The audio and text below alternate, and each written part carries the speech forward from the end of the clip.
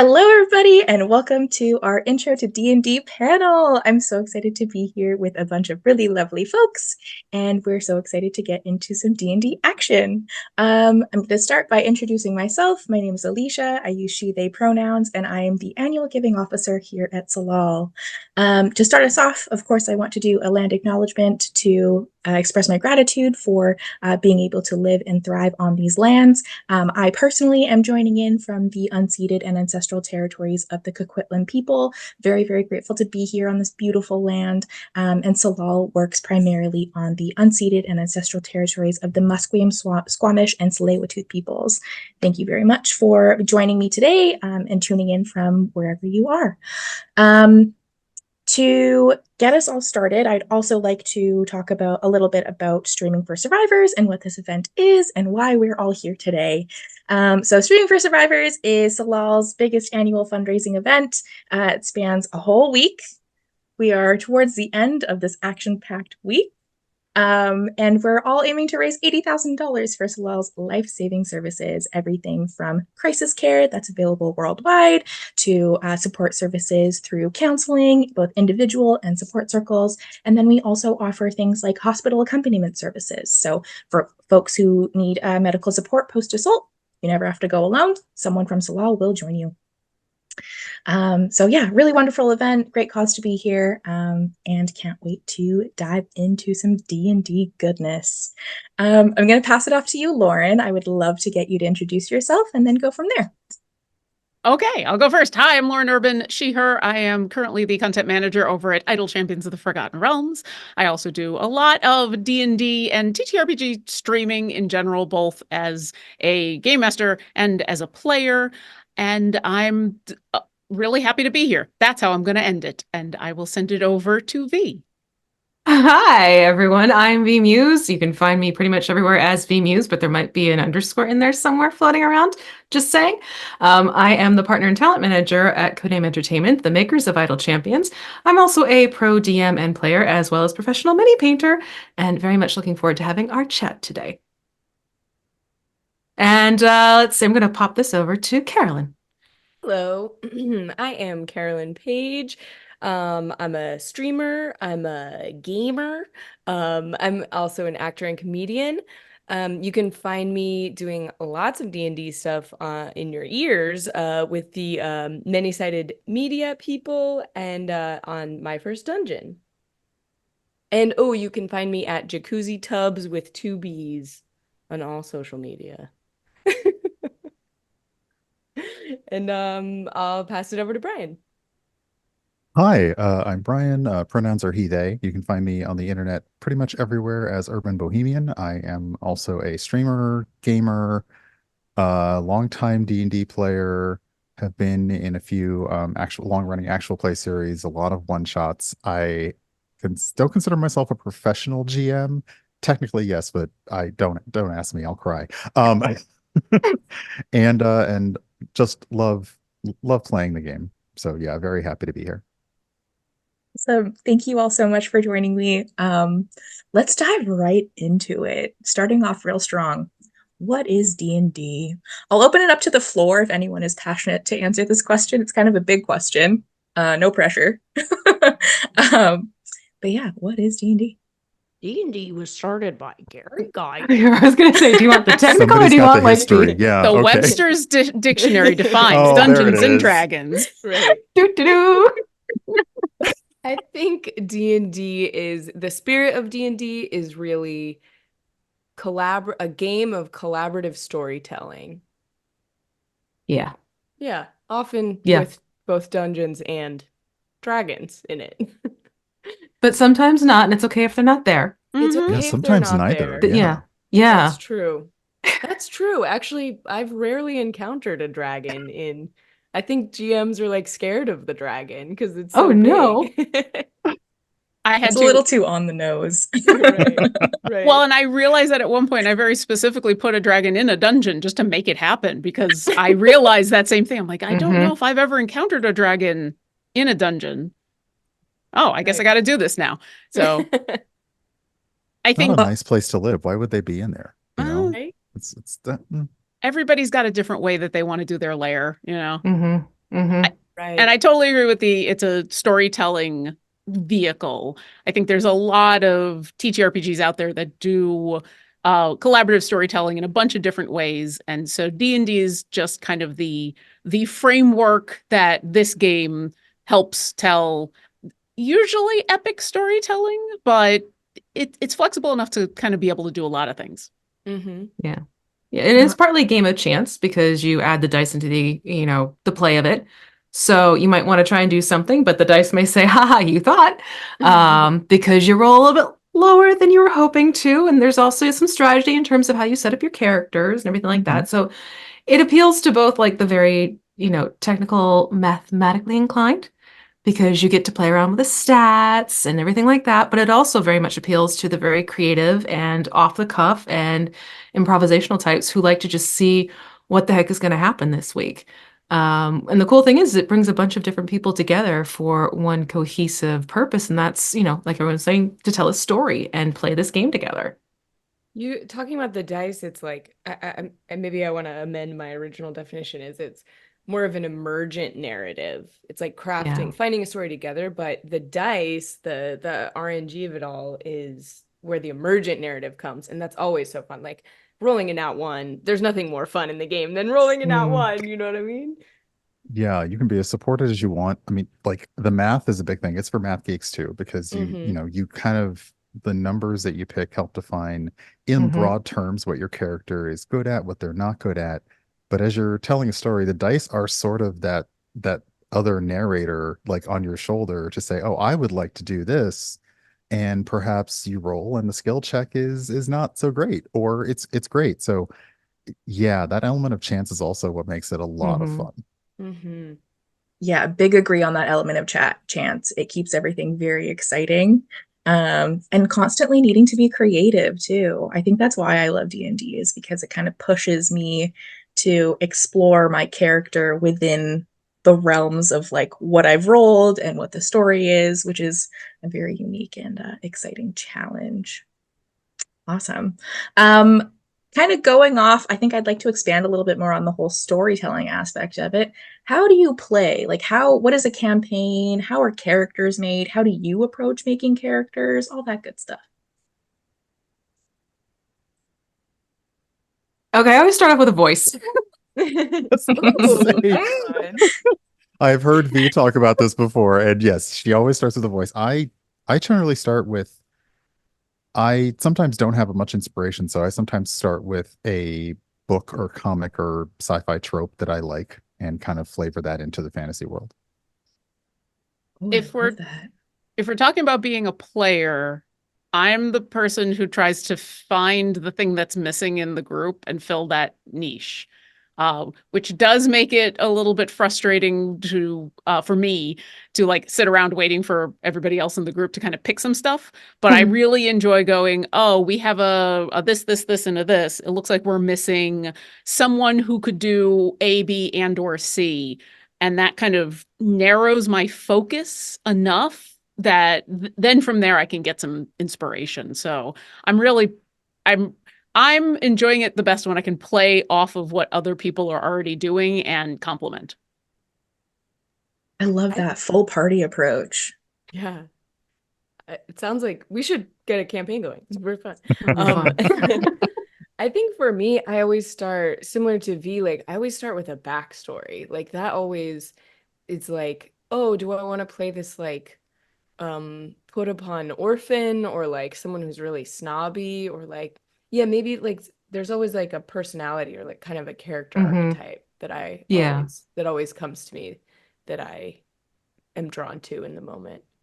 Yeah. Like when I say voice, I don't mean like different voices, because yes, I do different voices when I play characters, but literally how they speak in my head. This is going to sound fun. How they speak in my head, the things they would say, their personality as it comes across. I'm like, okay, so I have this person who is bubbly, absent-minded, gregarious, enthusiastic.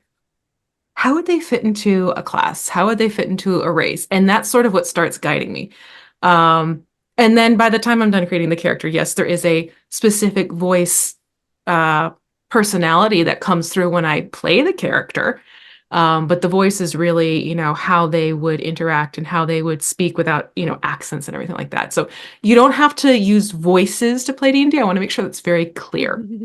You can use the same voice for every single dang character you're playing. That is totally cool and totally fine. When I say voice, I mean like the inside voice and how they interact is really what it comes down to for me. Mm. And I love the fact that all of us have just talked about different ways that we approach creating a character, because I think that really highlights that there is no one approach. And however you get that kind of inspiration, that's all that really matters. I know with brand new players who haven't maybe even played TTRPGs at all, the Brian had mentioned kind of looking at the book and going through that, and maybe some inspiration from some other media. I find that's usually the best starting point for them, because they don't have the experience of shared storytelling. But maybe when they're flipping through the pages of the player's handbook, they see the rogue and go, "Ooh, that looks cool. Yeah. What's that all Yeah. about?" Yeah. I think finding a character from pop culture, like when I'm playing with people who are new to the game, I just started for my first dungeon. We're working on a new season now, and one of the players came in and said, "I want to be cousin Greg from Succession," but in this, but we're doing set in kind of a Incredible. Regency era, and so I just think that's such a funny like place to start. Like this pop culture character that you want to play, you want to embody, do it. You want to be Jessica Rabbit but a paladin, like that's great. Oh, as a paladin? That's so cool. I Right? want to I see would that. love that. Yes. Okay. Okay, All right, we yeah, have our yeah. setting for our campaign. We We're do. ready. We do. Toontown's in danger. That would actually be a lot of fun. Yeah. it would. Oh, We're all yeah. thinking it. Okay, we'll offline. Okay, Mhm. what is a paladin? Oh, so Ooh. a paladin is a character that in general has some oaths, some tenets that they abide by. And so that's kind of the flavor of their character. They've come up with these list of rules, or they've been decided to follow a list of rules, and they're going to embody that in their life. As far as mechanics go, they tend to be tanky with a little bit of magic. So your frontline tanks with big swords and can do a little bit of magic and a little bit of healing. And those are kind of the broad archetypes. Sometimes they are associated with a deity and sometimes not. Yeah, Sounds they're kind of kind of like a holy knight, like Yeah. a real Yeah. Sir Arthur knight. Or like, hall monitors, and depending on the interactions they have that day, they can Yeah, go in very different They do have directions. that orange badge. They Yeah. got the whole thing. Yeah. It's, Mhm. they are the node. Like they're the mom sometimes of the group. They're like, no, no. Okay, good to know. I'm fairly a new D&D player myself, and I've come up with a character who is a monk and I Ooh. think an acolyte Mhm. and half elf. Ooh. I'm not entirely certain what those things mean. Anybody have any insight? Ooh. I got paladin. Someone want to get half elf monk? I'll take the half elf. The half elf is basically, it refers to basically an elf and someone else got together and they had a baby. And this is your half elf. So you get some of the qualities from elven kind, and you get some of the qualities from, the other human, essentially. So I'm trying to remember off the top of my head. It's things like, I think they have dark vision, right? Half elves still have dark vision. I definitely have that. So you can see in the dark. And then there's other attributes that are carried on because of the fact that you have this dual ancestry bloodline thing going on for your character. So that comes into play for half elf. The same thing is applicable for half orc type of thing. And whenever there's a half something, that's sort of the rule of thumb. It's half of whatever the final word is. Gotcha. Okay, so from my understanding, it sounds like paladins are kind of like classes. Yes. Mhm. Oh yeah, paladin would be a Yep. class. Paladin's a So- class. Okay. So is a monk. A monk is a class, orc is a Yep. class, all that Orc good is stuff. a no. Orc Orc is- is Orc is a yep. species. Yeah. Some I of them will in use general- use race, but Yeah. I in yeah, general so prefer species because yeah, I just like it better.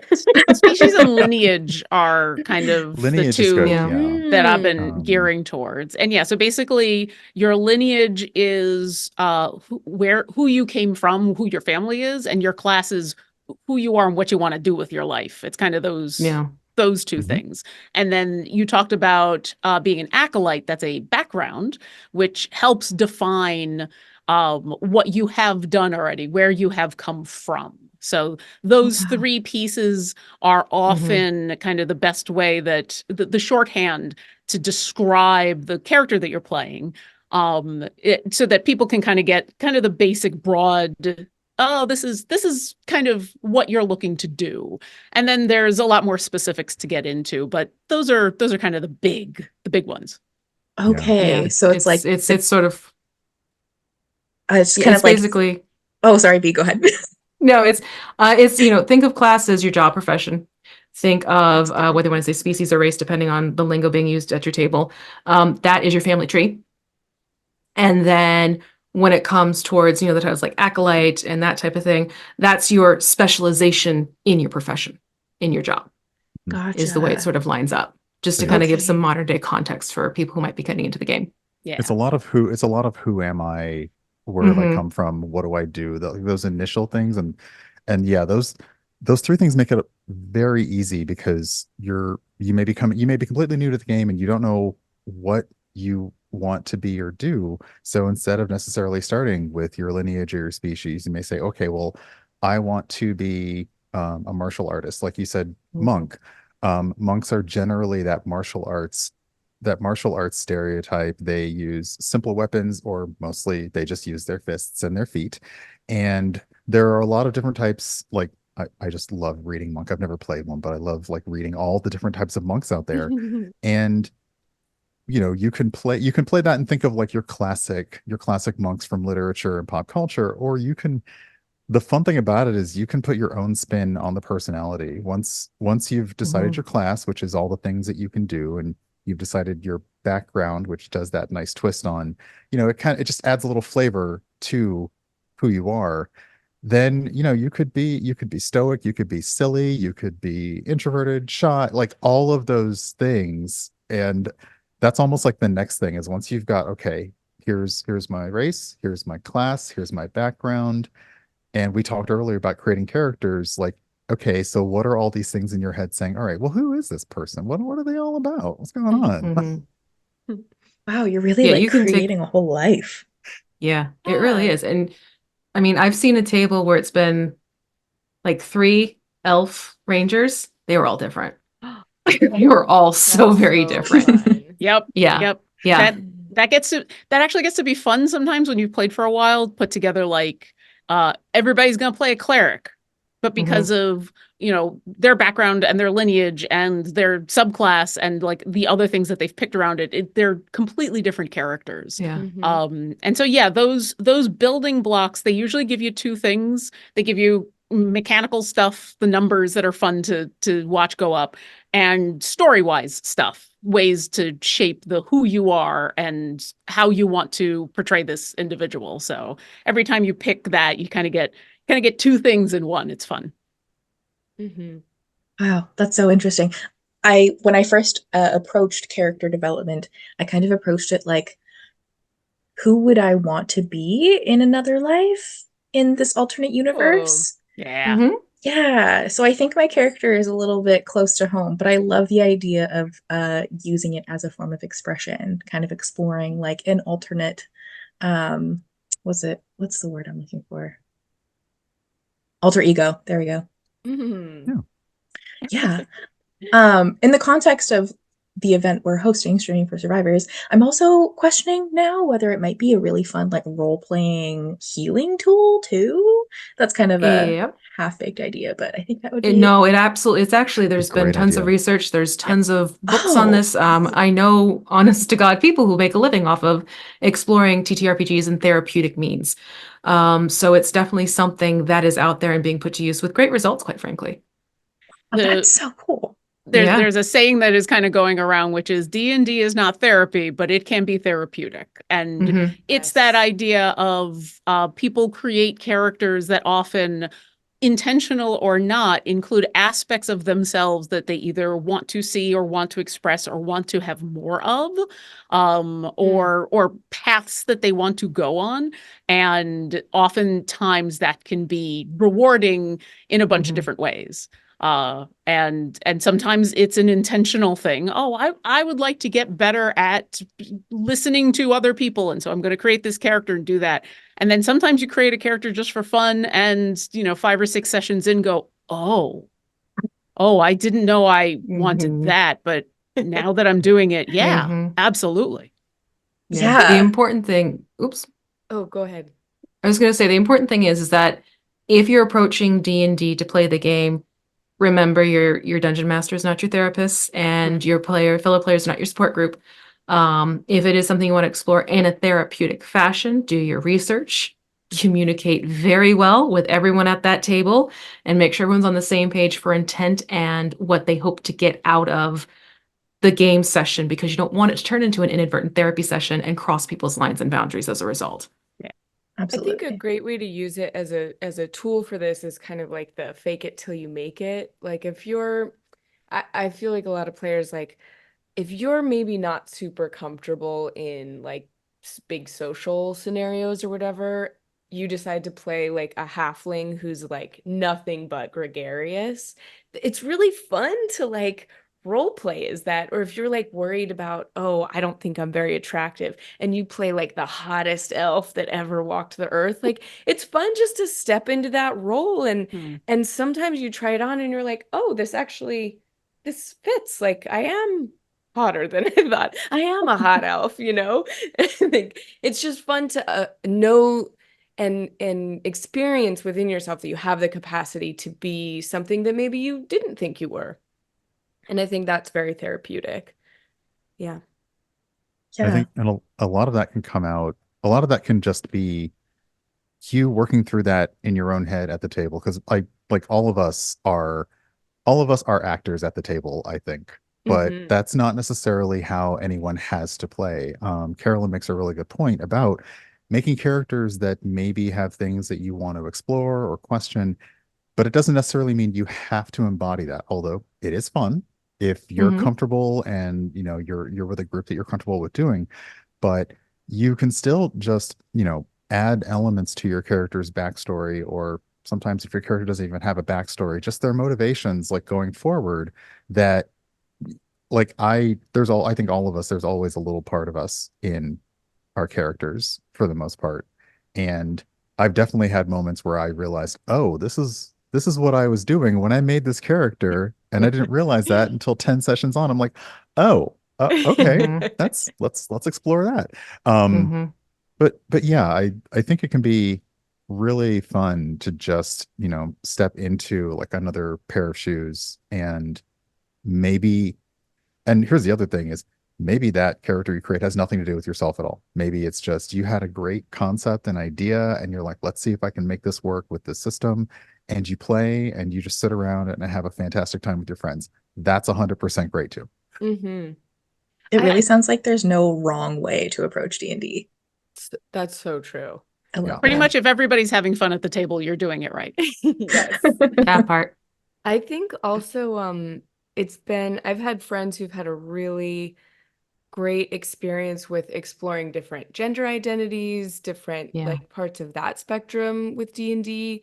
If you are curious about that, I think like step into the role of who you might think you want to be. That's very fun too, and you'll probably learn something about yourself, and you'll definitely have fun. And I think one of the other broad things, and one of the main reasons I love playing D&D, is it with most of the stories that we tell in D&D, they are the heroic adventure.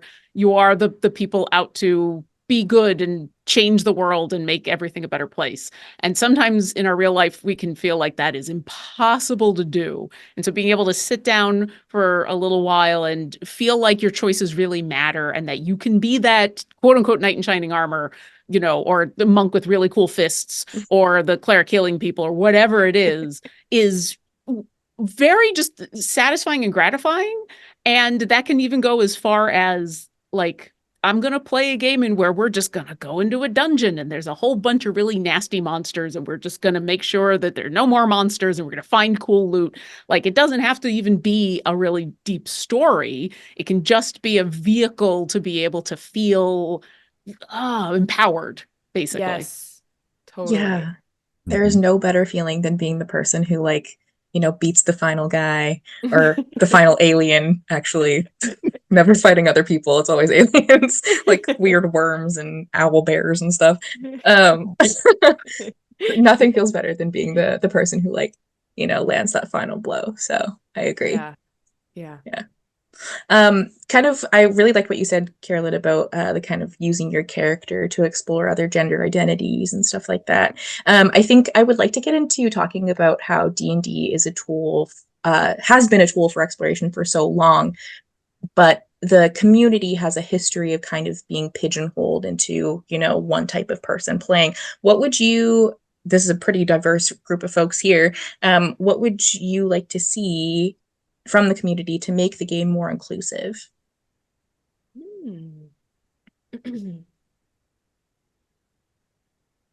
I'd like to see the grandfathering out, or that's not the right term, the phasing out of the term race. Like, I think it's just doesn't serve or mean anything in the context. Like, I think species, or what did you call it? Lineage? Yeah. That's cool. I like lineage because that's also a fancy word. That's like a more evocative word. I will also say, I'm pretty sure I did not come up with that. Someone else used that, and it's just so I cannot take credit for it. Yeah. And especially because it is just it's just part of the game's mechanics. It's another aspect of the mechanics of putting together a character. So yeah, changing that word, while there are some, long-standing players that get upset when you try to change anything, it doesn't actually affect your gameplay. Right. Yes. Right. I laughed because we all sort of paused when you asked about that, because I think all four of us usually sit at tables and are in groups that are fairly progressive and diverse, and so we're like, it's already pretty okay. Yeah. But we're also I'll speak for myself. I'm very lucky being able to do the performative D&D, playing D&D, but for an audience, in where you're asking, what can the community do? Well, part of that is, as a community, we're making sure that when we are performing D&D in front of an audience, that we have a diverse group of people, that we show that everybody is welcome at this table, as much as you can with the 4 or 5, 6 people that you have available. And the more that has happened over the last couple of years, the more that actual plays have become a place in where people can not only see what D&D is and kind of watch it, but they also see people that look like them, people that look like other people they know. And so there's no longer, or hopefully soon, no longer that hesitation of wanting to play, but going, is this really for me? So I think that's because that has been a very important part of the streamer TTRPG community. That's helped a lot. I will also speak for myself, saying I have also been off stream, at those tables, and where I am the only femme presenting person, or I am the only. So yeah, it can be a little rough sometimes. But it is nice to feel like it's nice to perform and have people go, oh, I want to do that, and not have to worry about what they look like and what they think they need to do.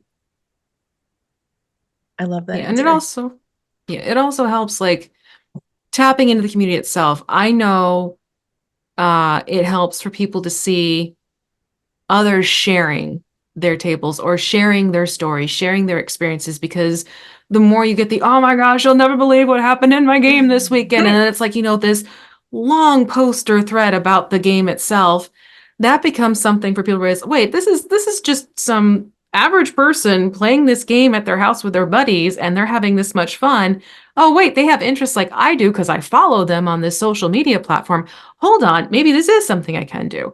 So while we do have the privilege of being in a more, public facing aspect of D&D and playing it for audiences and everything like that, the community itself is also doing a great service by sharing the stories about their games, by sharing their stories about how they came up with these characters, by making it personal and personable for others who are following them. Yeah, that's a great point. That actually leads me into my next question of how has D&D expanded your community? Because I feel like, prior to the mainstreaming of streaming as a platform and as a career, D&D was kind of something that you played in, like, stereotypically in your dad's garage with your five best friends from high school, So I'm really interested to hear about how D&D has shaped your life and your career and expanded your community and your network, all that good stuff. That's a lot. That's definitely a lot. Yeah. For context, I mean, I came to D&D later on in life, started out in life as a, diligent Roman Catholic schoolgirl. So quite frankly, I didn't know what D&D was until I got to college. But now I can honestly say that I have literally friends across the world who I adore and think the most of. And I get to tell stories with people on a weekly basis. And I am lucky enough that the job that I do is tangentially related to D&D and D and the people who are a part of it. Did I think I was going to have here? Absolutely not. Is there a formula to it? Heck no. Everyone's going to have their own path and their own story, much like their own characters, quite frankly, when you play the game. But D&D has played a huge part in helping me expand my horizons in terms of the people I get the pleasure of interacting with, but also what I can expect of myself as an individual and my goals and my hopes and my dreams, quite frankly. Oh, I love that. Yeah, D&D is not just a game. It's, a whole life, like you said. Wow.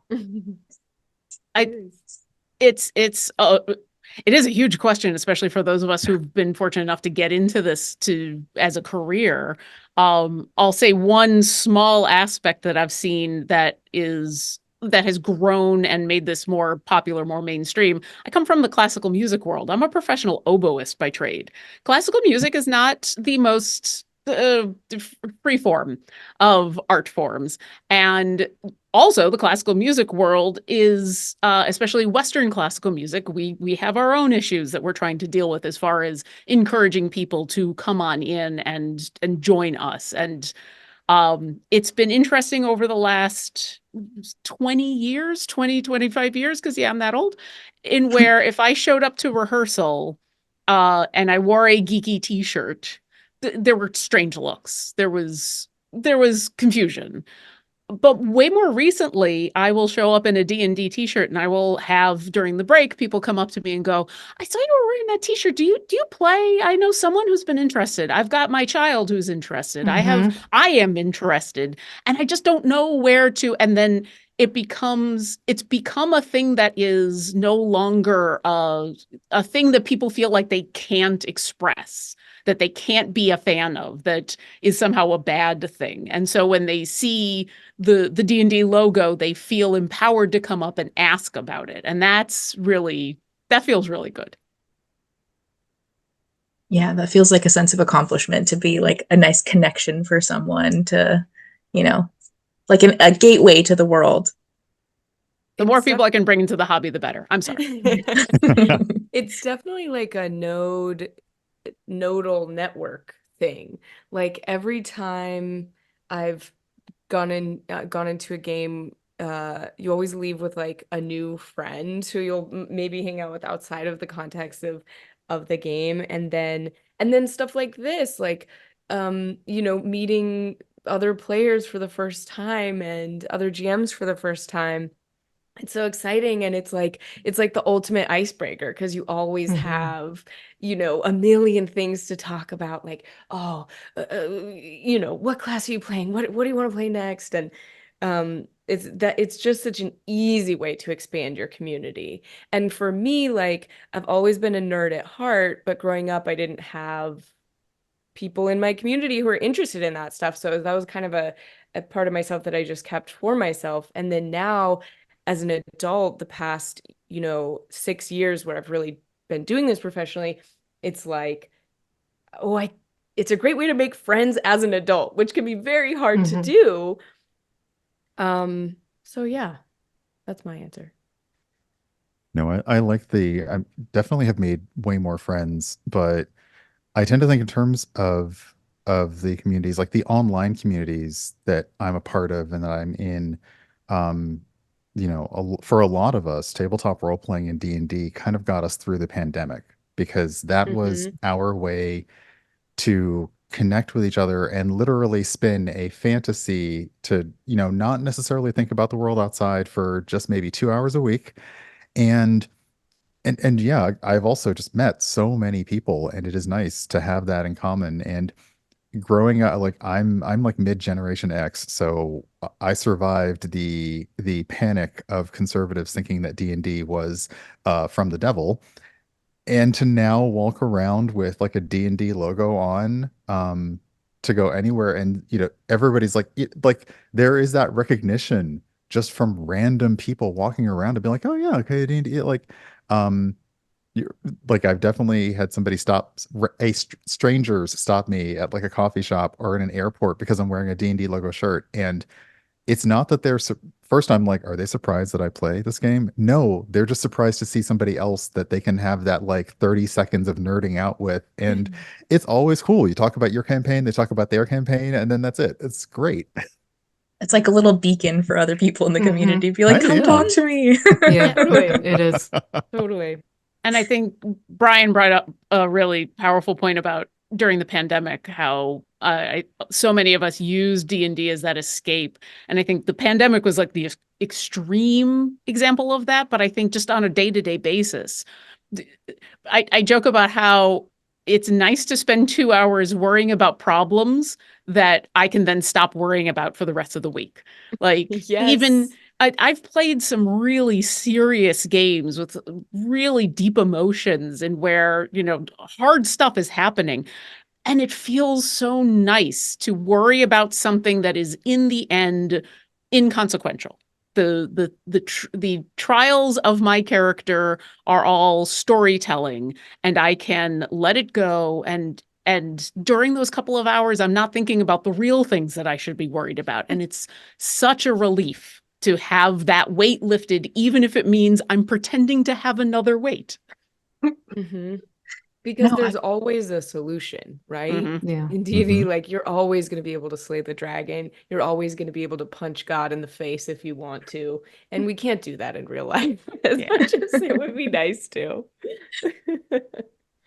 what happens when a character dies though? Because I've also heard of that being a thing. Thankfully, in my like baby campaign, we haven't had that happen yet. But One of my favorite parts about this fantasy world is that there's a demonstrable place where you go when you die. We Mhm. know what happens after. Like, of course, this isn't true for every campaign, but like, you can go, a lot of times you can go to the underworld. That person becomes an angel or something. Like, that's And, fun. That's great. That's certainty that we don't have. So, and sometimes it's also just a minor inconvenience for your party because Hmm. somebody comes along and is like, okay, let me just fix that. Okay, come on right Yep. back. Okay, there we Yep. go. right. You're good. You're fine. Have some water. Necromancers. You're fine. Yeah, it's all right. Hmm.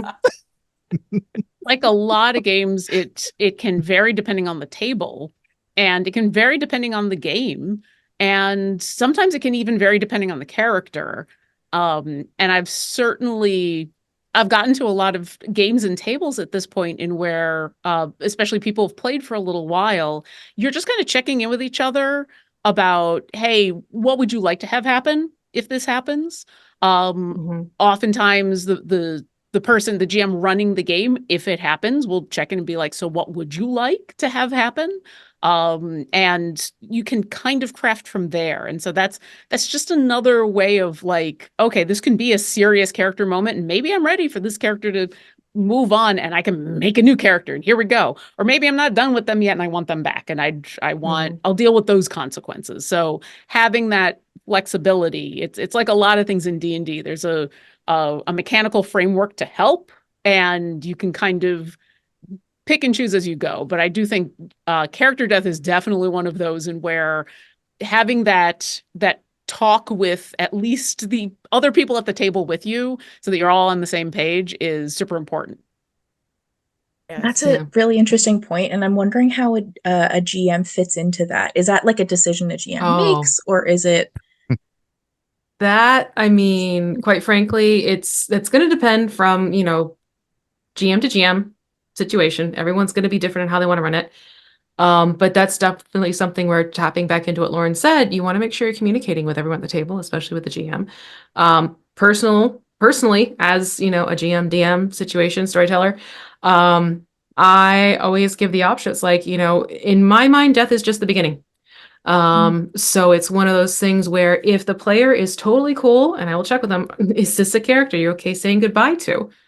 And they're like, oh, I'm all in. This is like the epic end. I have a story to tell. The bards will, sing their praise for centuries on end, type of thing. I'm like, okay, cool, great. Just making sure. But before we even start playing, I have a little caveat where I tell my players, I'm like, look, your character doesn't have to die. Even if you've gone through, like, the 3 death saving throws and all of them are bombs, and you end up, yeah, you roll the 1 for each one, whatever.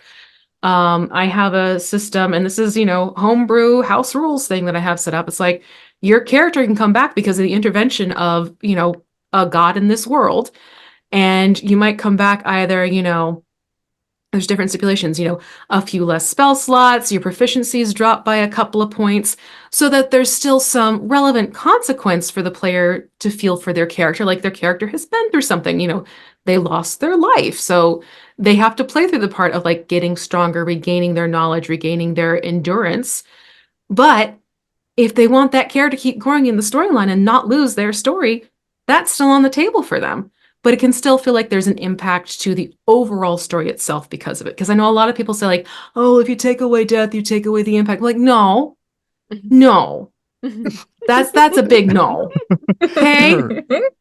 Like, go sit down in your timeout chair and have a juice box. That's what you're gonna say. So it's so funny. There are so many different ways, and maybe that's also when you're thinking about your character, and if it's going to be for a longer campaign, when you're thinking about stuff to them, what does victory look like to your character, Mhm. and what does defeat, like, what does losing look like to your character? Because for me, I'm like, an old X-Men comic has Charles Xavier saying, like, murder is for the unimaginative. As a GM, you want to defeat, like, if the stakes are high, you want to defeat these characters. Death is Mhm. too easy. Like, Yeah. they're not gonna Yep. feel that. They're gone. You want them to walk away heads hung low in shame, so that then they go back and figure out, okay, how are we really gonna kick this person's butt? See, I want them So yeah. emotionally torn at my table, like, completely struggling with the decisions they're making. That reminds me, in Um, my campaign, we have a really wonderful GM who just like rolled with us. We unionized our goblins, and Yes. Yes. it was Amazing. iconic. It was so funny. We love it.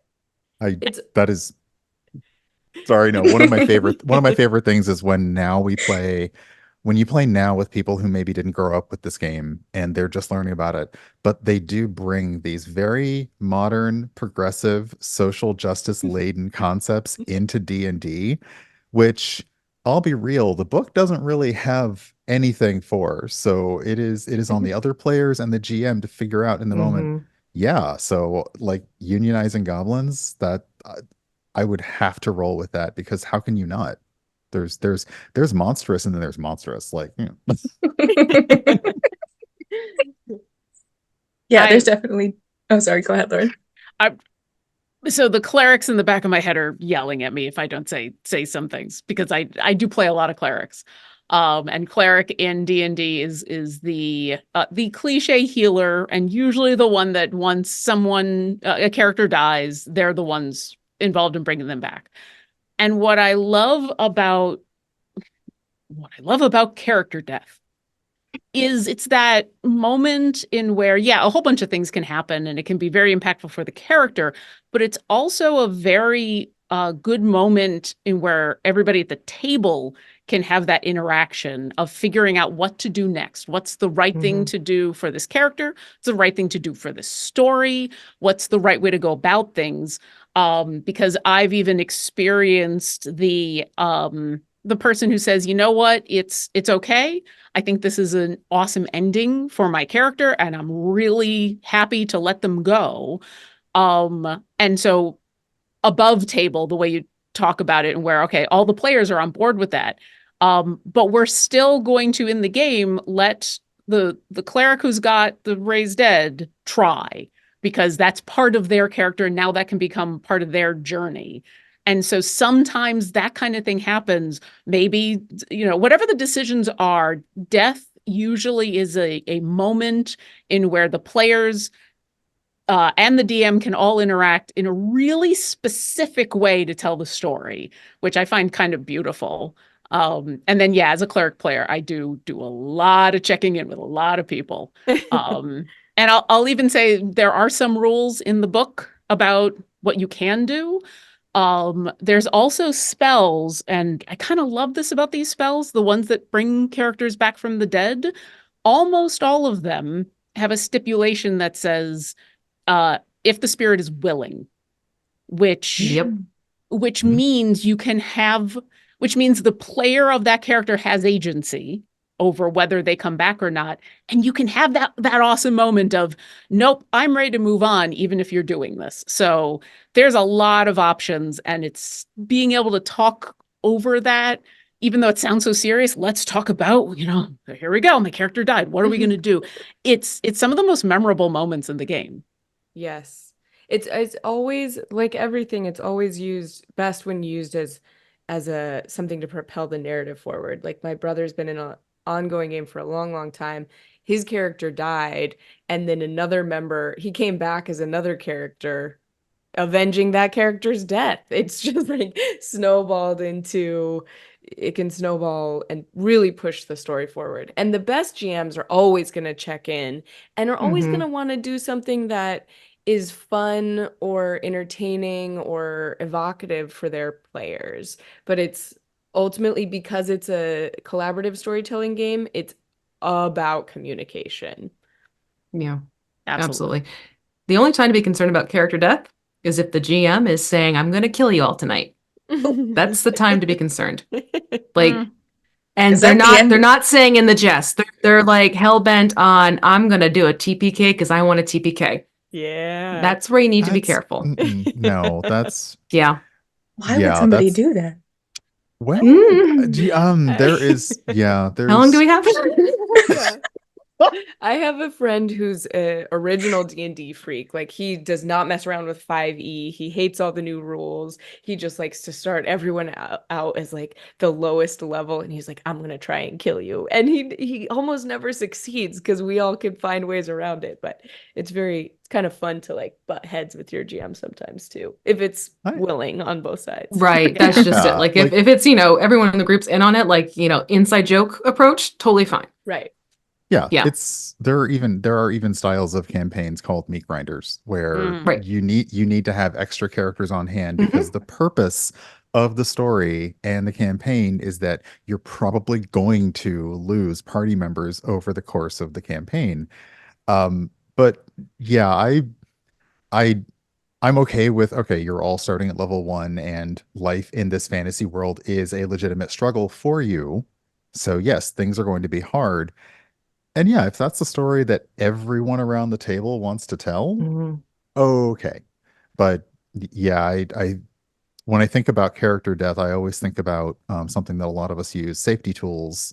And one of those things is you're checking in with your players. Usually, I mean, you should always be checking in with your players, but sometimes even before things start to find out what do they want in the game, what do they not want in the game. And while character death is a mechanically possible thing, it's a great way to get a heads up early on about, okay, this may happen, but how does everybody feel about it? Because then as a GM, you can flavor things so that it's not as dire, like V was talking about, you know, this may happen, but you can come back. You can flavor it in a way that it doesn't mean that it's a dire situation for everyone around the table, because a lot of people, in my experience, are not okay with, even though they know it's possible, they're not okay with losing that character.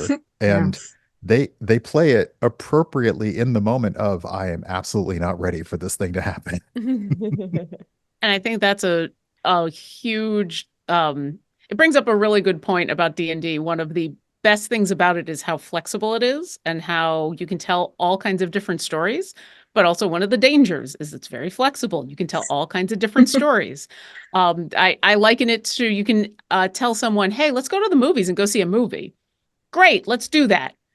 Usually after that, it's what kind of movie do you want to see? Do you want to see an action adventure Yep. movie? Do you want to see a rom-com? Do you want to see, do you want to go to Barbie or Oppenheimer? Which do you want to go to? Both of them. Right. Excellent movies. You're going to have a wonderful time, but there's going to be different experiences, and neither are bad or good. But, if you're in the mood for Barbie and you go to Oppenheimer, it's going to be a problem. So a lot of that communication is just kind of feeling out what kind of game am I looking for? What kind of game is the dungeon master looking for? And sometimes that's a wide response. Sometimes it's like, I'll do anything from meat grinder all the way up until this. And sometimes it's like, I'm really looking for that. And as long as everybody's on board with it, as long as everybody wants to go see Barbie and you go see Barbie, you're all good. And even if you've got a couple people who are like, well, I do eventually want to see Barbie, but I was kind of thinking about Oppenheimer, but I'll go along with Barbie for now. Like, it's that kind of negotiation. And I think one of the other pieces of advice that I was given early on, which is not every table is for everyone, and you can be friends with someone and not want to play with them. Exactly. And that's totally okay. It's just like being roommates, right? You can have your best friends in the world. Maybe you wouldn't be good roommates. Maybe you're good friends. You don't want to be at the same table, and that's totally fine. Right. Yeah. Okay. That's awesome. I feel like a conversation is really helping me understand how I want to play my game selfishly. That's not selfish. That's No, it's good. Yay. Awesome. I feel like I'm It's- hearing D&D right. Yeah, You well, are. and You are. it's good not just Yay. for you and everybody else at the Mhm. at the table, but like we've talked a lot about the GM being the facilitator, doing all sorts of stuff. It can sound intimidating, but one of the joys about being the storyteller, the dungeon master, whatever term you're going to use for it, is by having your players tell you what they want, you know what to give them. And maybe you twist it in your own way, or maybe you make it difficult to get or whatever, but it takes a lot of that pressure off if you decide, hey, I really like this. I want to go ahead and actually run a game. It takes a lot of that pressure off to say, well, you're looking for this and you're looking for that, but all of you don't want this. It is so nice to have that to help with crafting something that they're going to enjoy. Yeah, this is really teaching me to respect my GM's craft a lot more, because entering this with a bunch of brand new players, we had no idea what we were doing, and they've come up with a really incredible story for the campaign, but with apparently there are tangents we're going off of that are not part of the campaign. None of us read the campaign, obviously. I think That's completely normal. That's Yeah, that's very honestly, normal. I Oh, mean, okay. that's pretty much the expectation for many DMs and GMs that I know, where, okay, well, I have these points in mind. I know something's going to happen over here too. Fully expecting it. Don't know what it's going to be, but it is going to happen.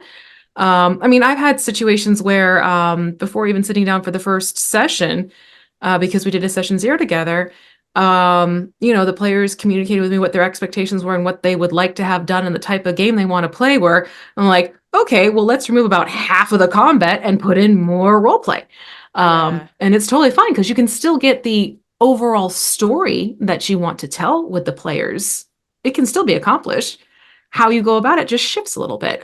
So yeah, the more you talk with, the person who's running the game, the better it is for them to know this, because it helps with the preparation and getting things set and making sure they're including, the what is it, stars and wishes? That's one of the other safety tools of the players into the game. So it becomes even more personal and something that people want to be invested in doing, as opposed to, that's not how I want to do it, but fine, we'll just go ahead and do it. Because that will definitely start putting a damper on a game real fast.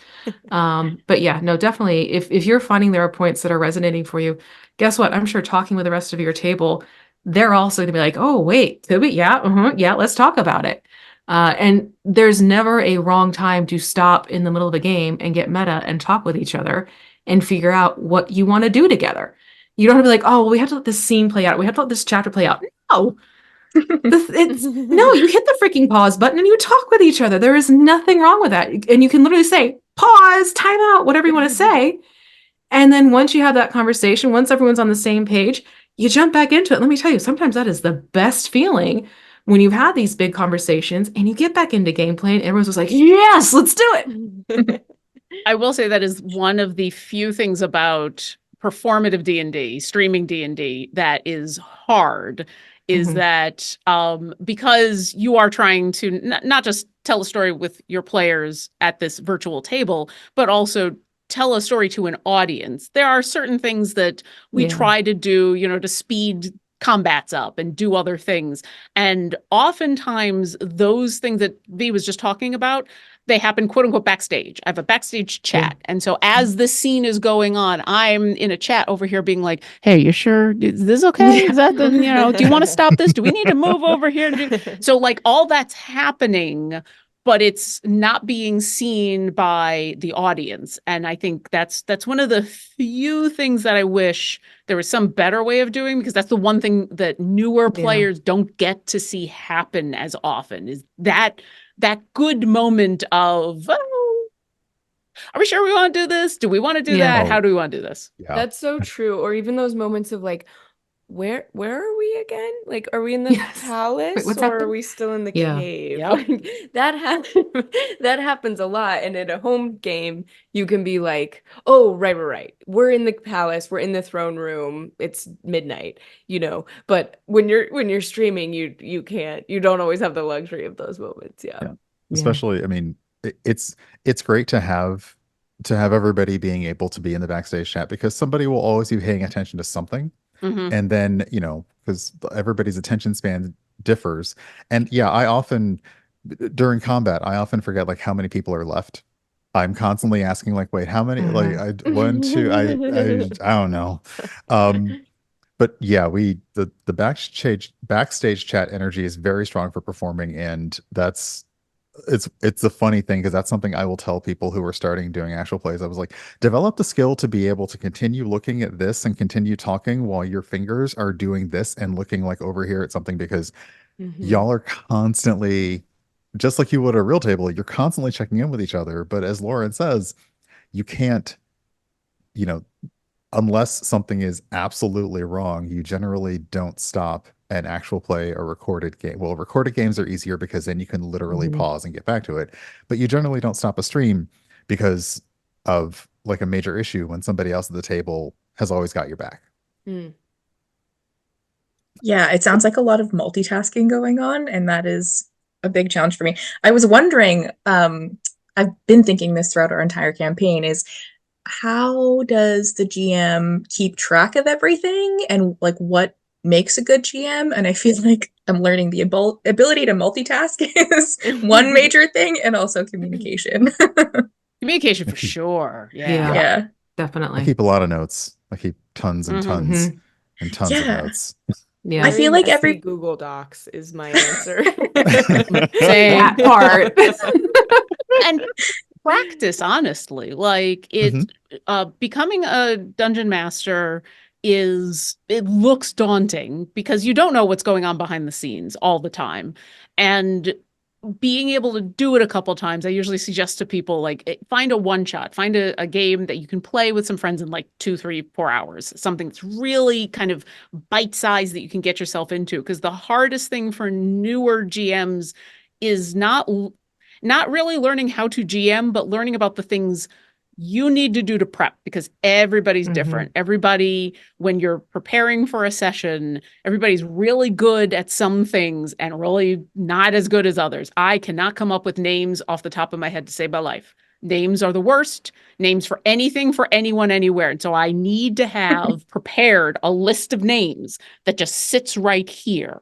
Once I have the name, I can come up with a personality and a description of them real good. So I don't even really need to prep that, but I only learned that after practice. And so that's kind of what helps with the with how do you do everything? Well, I've learned what I'm not good at and I've learned what I am good at. And so I spend my time focused on names.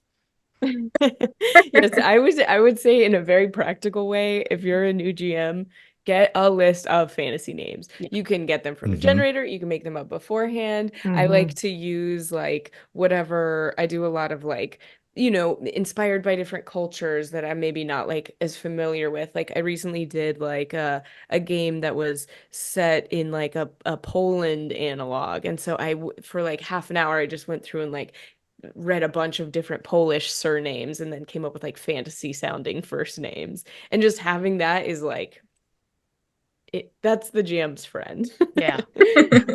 But knowing what you need to do, knowing what you can do on the fly and knowing what you need to prep beforehand is like something that will just come with experience, really. Yeah, I was gonna say, I feel like these are all skills like, first of all, oh my gosh, I'm living for your cat right now. Yes, it's so This Like is that. Cotton. He's yeah. Yep. Kyle? His name is Cotton. Cotton. Yeah. Oh, Cotton. Aw. Yeah. Oh. Because when he was a kid, he looked like a cotton ball. Oh, I was thinking maybe it was cut from Dodgeball, the movie. Like, No. Iconic. He's got the cuddliest cats. They're adorable. oh. Yeah, such an apt name. I was just gonna say, I feel like a lot of these skills that we're talking about come with practice. I'm really curious, as like a fairly new player myself, what was the like ground level entry for you? Like, where did D&D start for all of you, and how did you get into it? So back in the days of fourth edition, when I was real young, I had the red box, but it was during the Satanic Panic, so I couldn't find anybody to play with. So really what happened was I was moving to the Pacific Northwest, and I had started listening to an actual play, a live play, the Acquisitions Incorporated games, which were started literally as, hey, you can listen to people play D&D and kind of get on board. And I'd always been interested in playing, but this was the first time in where like, oh, I can kind of vicariously play by listening to them play. And so when I moved, because one of the things that a lot of your friendly local game stores will have like D&D nights or TTRPG nights. There'll be Adventures League, there'll be organized play, and so you can kind of just show up and say, hi, I'd like to play a D&D game, and you'll find it, and yeah, it could be like just a random table with some random people, but that kind of gets you in the door, and it starts to get you a chance to play a little bit. And that's what I did, is I just showed up someplace. And then once I started feeling comfortable enough to run my own games, then I started to become that person who I would talk to my friends and be like, okay, yeah, sure. Do you want to play D&D? And just started asking everybody. I came to it through, I think, a very unconventional means, but so I like have definitely more of a like video gamer background. And so I was hired at Dropout when it was formerly College Humor. I was hired to be their gaming host to do their streams for their nerds only channel, Dorkly. And then when I joined their team, they were like, oh, we have this show Dimension 20. And I was like, okay, cool. What's this about? And so then I started watching that, obviously fell in love with Brennan and all the players there. It was so fun. And then they asked, they were like, okay, we're going to try a new streaming show. We're going to do this show called Tabletop, where we took like pop culture shows like Friends and Family Guy and Golden Girls and turned them into role-playing one-shot games using like different systems, not always 5e, but so I like came to it professionally. They were like, hey, do you want to be a professional role player? And I was like, I don't have experience with this, but I have like acting and improv experience, so yes, I will.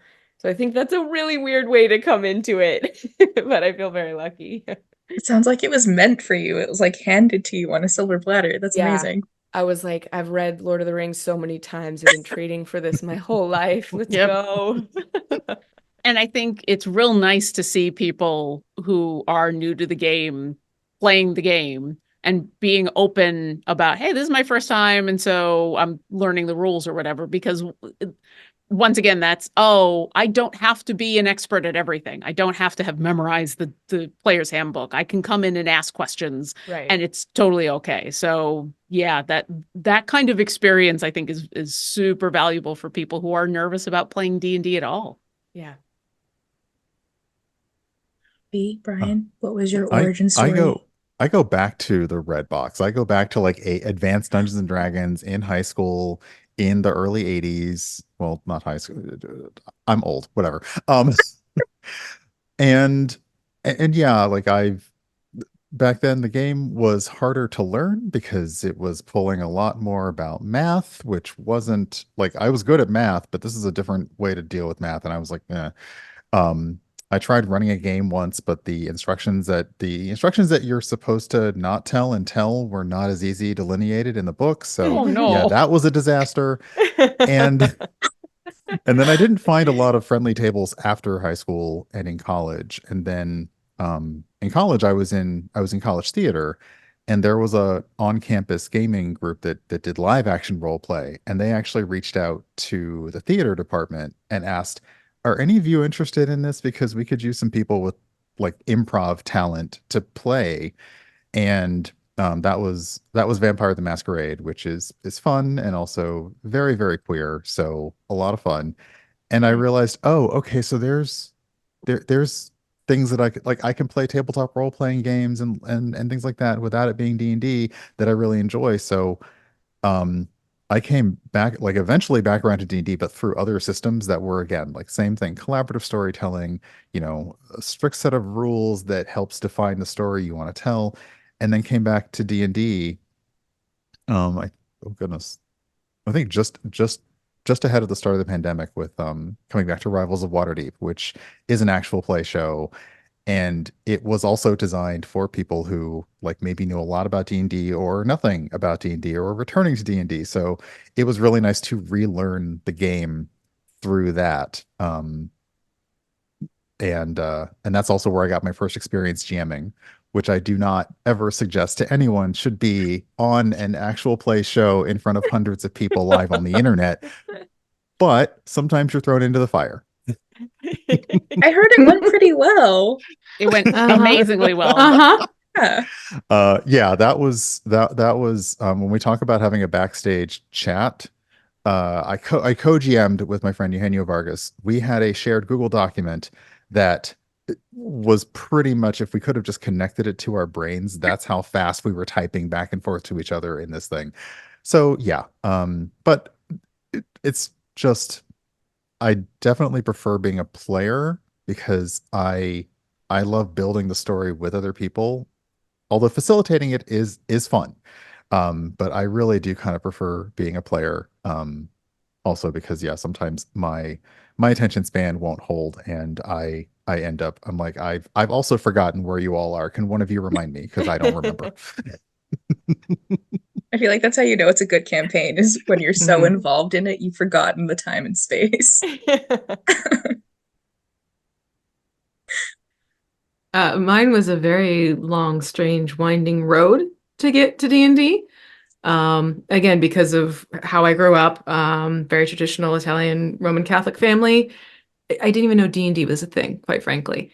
But as a child, I was a massive bookworm, and I had always gravitated towards books that were fantasy based of these, fantastical worlds with magic and heroes and monsters. Like I went through so many fantasy books as a kid. It was ridiculous. I even still have a few of them.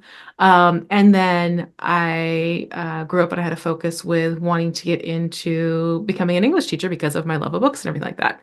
So that's where, collaborative learning and storytelling and everything definitely took a foothold for me. And then at the same time, while in college, I started playing video games, and I didn't know these video games were D&D based. Like, oh, these are just cool to play. I love Baldur's Gate. I love, champions. Oh, I know the ones you played. Uh-huh. Uh-huh. Mm-hmm. I had no idea. I was that clueless and oblivious to this whole thing. So finally, when D&D personally got into my life and was directly involved, what pulled me in was the fact that, oh, you can make like little things and paint little things and put it onto the table. What's this about? Because I loved throughout my entire life, like making little things for doll houses and just, painting porcelain figurines and everything like that. So it was all these tangential adjacent things that I liked and enjoyed in my life that I realized they all kind of pulled together into D&D that brought me into the game finally. Wow. So yeah, Like, yeah. it's There's a That's- no one name would have for that predicted it. thing. There's really something for everyone in D&D. Like, if you're a theater of the mind person, great. If you're a Mhm. lovely trinkets person, also great. Mhm. There's something Trinkets. Trinkets are the gateway drug to D&D. Yeah, have storage space ready. Maybe go to IKEA first and do a little shopping around. Maybe check the Container Store because this is a dangerous hobby. I'm going to tell you, it's not dangerous because of the content. It's just because you're going to want to own everything, every little knickknack, every tchotchke, everything, and Like, don't how ask your many? friends how much dice they have. No. I was just gonna ask. So, how many sets of dice does everybody have? At my desk And right Like now. those big Rubbermaid tubs. I actually At had to least buy a 2. see-through one because yeah, it's a wow, problem. And I don't even play that often. It's just they're nice to have. Yeah, they're I have a really few pretty. many containers filled with dice and then dice vaults and dice bags and dice trays and I have dice sets. I'm good. I And have I'm then probably still under 100 sets at Ooh. least. I have And the then- giants. Oh yes, I have the big. Oh yeah. Oh, and those then are the people ones. always know what to get you for holidays and birthdays Mhm. and stuff. This is true. Mhm. I That is even have true. some blank Yep. dice that I don't know what to do with. Ooh, but- Oh. that's What? fun. I Show and one tell. of my projects during the pandemic was I actually tried to reduce my dice collection because I know. I was starting to get to the point in where I felt bad about having dice I hadn't used. So unless I wanted to use them actively or they were like connected to, say, a character I'd played or something like that. If they were just pretty shiny math rocks, but I wasn't actually using them. And especially since I do almost all of my D&D online. And so I'm usually using I'm using D&D Beyond to do the math do the math. And so like figuring out that balance point and being like, okay, well, I've got all these dice and they could just sit here in the Tupperware or all right, I'm going to have to try to and it's still to this day, it's still hard. It's still hard to not hoard all of the dice. They're just so pretty. And you get into like I've gotten into the metal ones that are the heavy ones that just Oh have such yeah. good weight to Mhm. them. Gotta have Yeah. the metal. Yeah. Yeah, they're Love they're that. awesome. I think the better question is how many dice sets can you reach within your sitting area right now? Yeah. It's arm's length. It's It's ours. I'm not yeah. Mine are there, yeah. Yeah. That's when you know you have a problem when like you're just like, oh, I can grab sets upon sets You upon don't- sets, you no need problem. You them, you stay never ready. You know. don't have to get ready. Okay. Right. It's not a problem, it's a joy. Yeah. Yeah, that's just it. Yeah. I'm not mad at them. I loved them. They're fun. And they're not Between- hurting anybody. Between this and my Magic the Gathering addiction, my house is full of knickknacks. It's Mhm. just, I love it. Mhm. I love it. Brian said tchotchke and my heart grew 3 times this day.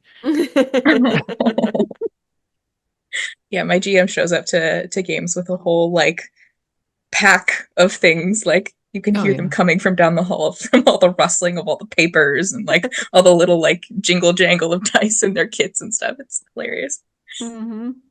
I'm curious about the future of D&D for all of you. We've talked about the origins and kind of the lore of your, beginnings, and I don't know, maybe that's a big question, another big question, but what does the future of D&D look like for all of you? I'll jump in first and get slightly serious. So the Panini as a classical musician was real bad. And it still is. It's still kind of bad. It's still kind of hard to get gigs as a classical musician. And a lot of orchestras were kind of on the edge before that happened and so did not survive. So I've been incredibly fortunate and lucky. I mean, every day, thankful, blessed that not only have I made this hobby of mine into a job that I really enjoy, but it has given me a performance outlet. It's given me a place that I can go. And so I have offline games, but like being able to perform for other people and with friends of mine in a collaborative environment, because like I'm an orchestral musician. I want to be surrounded by people I'm playing with. I don't want to solo. So for me, as going forward, I feel like that's going to be a lot of my focus is making sure that I've got something there that I can use, because that's been such a huge part of my life for most of my life. And then being able to continue to perform just in this different way has been really, really helpful to my mental health. And so when I think about, oh, what do I want to be doing with D&D, at least as far as playing or GMing in the future, a lot of it really is, oh, what shows can I put together? Who can I go play with? What can I do? Not just to have that experience of playing with awesome people, but to have that experience of performing. So I do kind of have this extra thing that is an outlet for me that I'm so grateful to be able to have in any way, shape, or form. That's beautiful. Thank you for sharing. It's something I've had to contend with over the last couple of years. So I've gotten very good at talking about it without crying. For me, I've got a new podcast, which isn't D&D, but it is a role-playing game podcast coming out that we're going to be kickstarting with an amazing cast. That we're going to be kickstarting later this summer. So that's immediately on the horizon for me, which I'm wildly excited about. And then I think I just want to do everyone's show. Like I want to be on every D&D show because it's so fun playing with new people. Like you always learn something from a new GM that you can then bring into your own games, and like, good artists whatever great artists steal kind of thing. Same thing with GMs. Like there's a little trick or whatever. So I just like to learn. I want to keep learning and keep getting better and keep, I think, being a better collaborator and listener, which I think spills into I'm also a writer and an actor, so that spills into that. And then it also spills into like just being a better friend, You can always be a little bit better every day. So that's what I want. Can you plug that podcast that's going to be a Kickstarter, or is that still an NDA under wraps thing? We don't have the name of it is secret, but it is part of the My First Dungeon many-sided media under that blanket. So follow them on Spotify and everywhere else. Yeah. Oh, sorry. I was just gonna ask everybody to plug themselves at the end of this. So this is awesome. I'm glad you brought that up. I don't know. Probably I definitely overloaded myself on games last year. The long series that I was on, we wrapped, and I kind of pulled back and realized how much essentially it was once a week for months and months and months, and then a break in months. And I kind of realized, okay, it's fun, it's a lot, it's also cutting into my brunch time, but priorities. But I miss it. So I've kind of reduced like the number of things I do per month. I do love to be in one shots, especially for charity. Whether I bring like a regular character or we just do something ridiculous. I have things scheduled like for the next few months, which is fantastic. And I'm not necessarily looking to get into a series, though I never say no to that. It's just because of my day job in IT, what I do, I have to respect those hours. And often what happens is people want to start playing very late in my evening. And I tried playing something and we ended at my bedtime. And then they wanted to do an after show. And you can look back because every recording is me being like, yeah, so sometimes it's harder, but I want to keep playing. I want to see, I want to see D&D and other systems evolve and become more open, more diverse. Like I want people to look at folks playing these games and say, I can do that. That looks like fun. And I want the games and the shows and the systems to reach people where they live instead of expecting people to necessarily be into it. Because I know tons of people who play now who never thought they would be into D&D. and yet they each found something in it they enjoy and love. So that's, for the future, that's what I want. I want to see more. I want to see more like groups of all marginalized people doing an actual play because that representation is important. I want the systems to focus on telling any kind of story you want. You feel like D&D is all about heroic story, combat, beat the bad guy, go home. But there are now so many more stories you can tell, even just in D&D, and then other systems that kind of supplement onto it. So yeah, I really want to see more of that. And my selfish wish is to see more of it become a little bit more formalized production.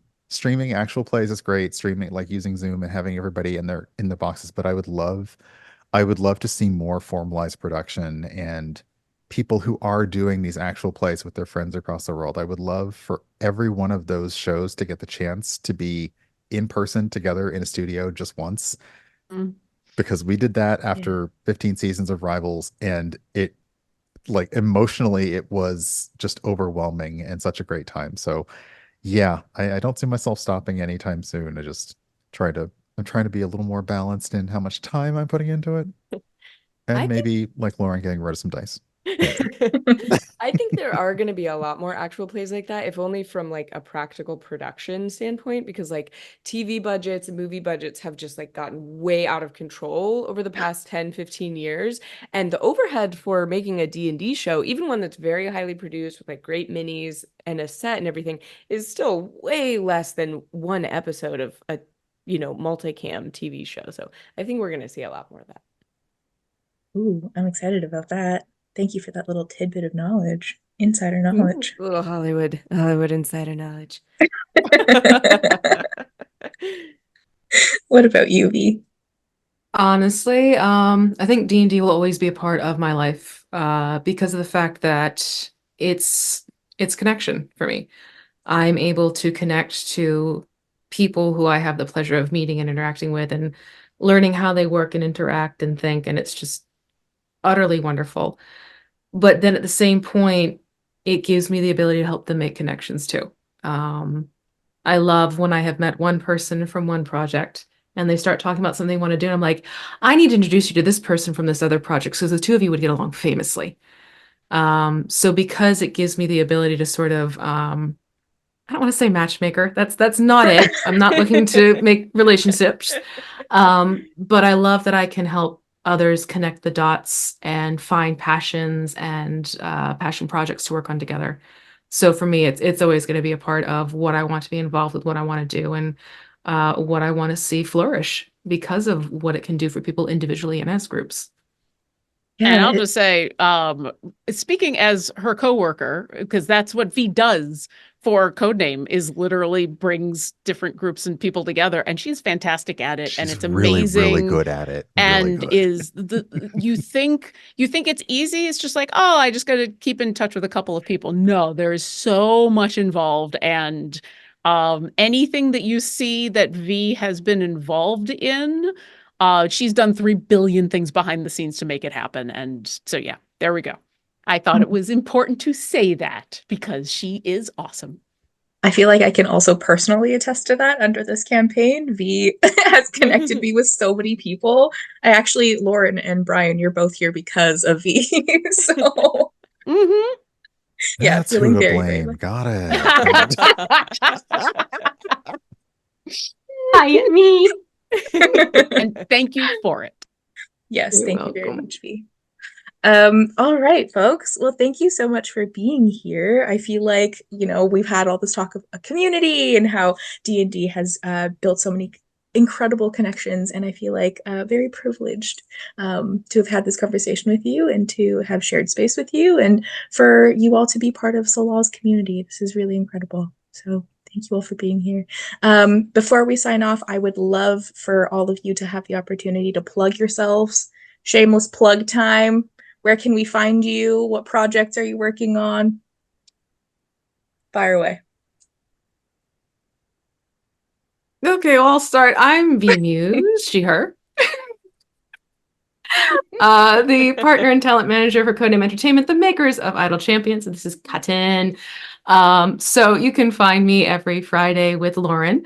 We do a mini painting stream called Paint and Slay on C&E Games on Twitch. It starts at 12 p.m. Pacific. So come and join us. It's essentially D&D meets Bob Ross and silliness is really the best way to describe it. So you can catch the both of us every Friday doing that.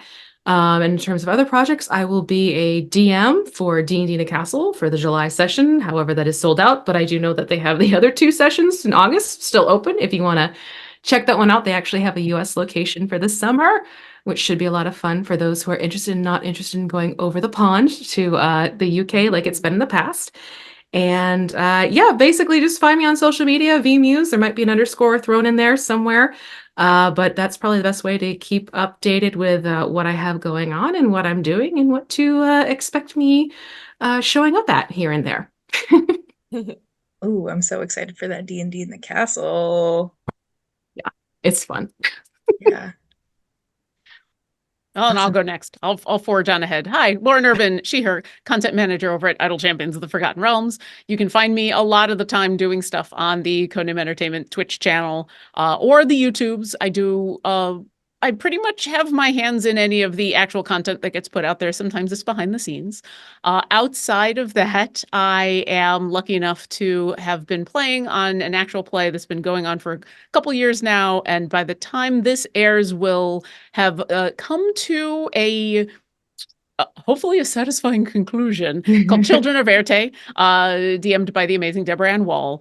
So the good news is if you're looking for something to watch that is finished, because I know there's a lot of people who they want to know that the thing has actually come to a conclusion, this will be one of them. I've also got a podcast that comes out every other week called Distinguished Adventurers, which I've literally been playing with some friends of mine since 4th edition for a while. And I love them dearly. And probably the best way to keep in touch with anything I'm doing is to go to my website, lauren-urban.com. I'm making sure the front page of that website has any relevant links to stuff that I am excited about and or social media that is still relevant. Awesome. Thank you. I'm Carolyn Page. Any pronouns I'll accept. You can find me, as I mentioned, on the My First Dungeon podcast. They do different new gaming systems that they'll do little one shots or mini arcs of. So I'm on a bunch of seasons of those. You can also catch me doing comedy stuff on dropout.tv. Highly recommend if you want to support a streamer that is really good to its performers. That's a good one and full of comedy content. And then you can catch me streaming Monday, Tuesday, Wednesday on twitch.tv/jacuzzi tubs with 2 B's. And I've even started doing a Twitch Plays D&D stream where I DM for chat. And it's just me talking for 90 minutes and whatever chat says the characters do, they do. And it's way harder than I thought it would be, but it's also more fun than I thought it would be. So yeah. That's incredibly creative. Really impressive. Wow. Hi, I'm Brian Gray, pronounce he, they. You can pretty much find me everywhere on the internet as Urban Bohemian. Like V, sometimes there's an underscore at the end because I couldn't get the username. But I mostly stream on Twitch on weekend mornings in the Eastern time zone, so I understand that it's way too early for anybody. Put me on and stay in bed. Sometimes I have that very soothing voice that lets you stay in bed while you have your coffee. It's fine. Let's see, I'm not currently on any actual plays, but I was on one. If you were looking for something that has finished, Rivals of Waterdeep, look us up. We are on all the podcasting places and on YouTube, and we had an amazing 15 season run. It was a complete cast of POC for all of our things. We switched off GMs. We all told a really fun story. That was amazing. I do have a few things coming up, so my website is urbanbohemian.com. Keep an eye out there or follow me on the socials, as has mentioned, whichever one of them survives the platform wars. We are at the mercy of the platform gods. Awesome. Well, thank you so much, everybody, for being here. Again, appreciate it so much, as this has been so much fun. And I hope you all have a really lovely evening. You too. Thanks for having us. This is Thanks. wonderful. Thank you. Bye.